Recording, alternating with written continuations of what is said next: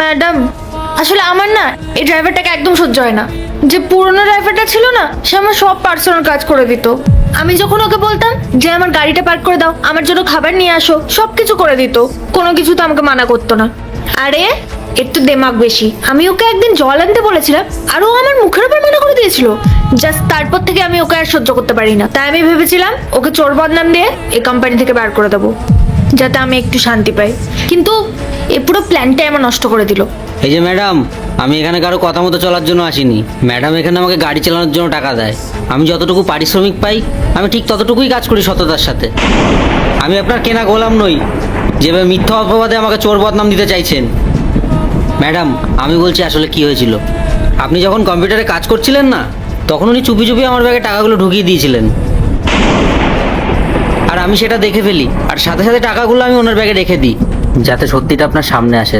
এবার আপনি নিজের চোখে দেখে নিন যে আসল চোরটা কে আর কে সত্যি কথা বলছে। স্নেহা, তোমাকে আমি এই কোম্পানির ম্যানেজার পোস্টে কেন রেখেছি? এমপ্লয়ীদের ঠিকঠাক করে দেখাশোনা করার জন্য, আমার কাজ দেখাশোনা করার জন্য। আর তুমি এখানে বসে বসে সবকিছু মিসম্যাচ করার চেষ্টা করছো।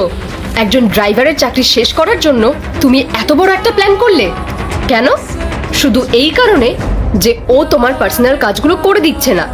তোমার মনে এই ভুল ধারণাটা কে ঢুকিয়েছে যে কোম্পানির ড্রাইভারকে দিয়ে নিজের পার্সোনাল কাজ করানো যায়?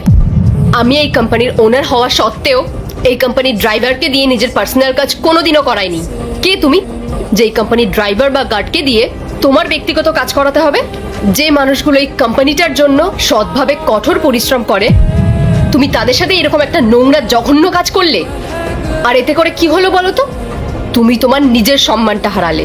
আমি তোমাকে স্যালারি দেই এই কোম্পানির হয়ে কাজ করার জন্য, আর নিজের জন্য যদি চাকর রাখারই হয় না, তাহলে গিয়ে বাবাকে বলো যে তোমার জন্য আলাদা কোম্পানি খুলে দিতে। সেখানে নিজের পছন্দ মতো ড্রাইভার রেখো আর তাকে দিয়ে যত খুশি কাজ করিয়ে নিও। কিন্তু আমার কোম্পানিতে এসব নোংরামি চলবে না।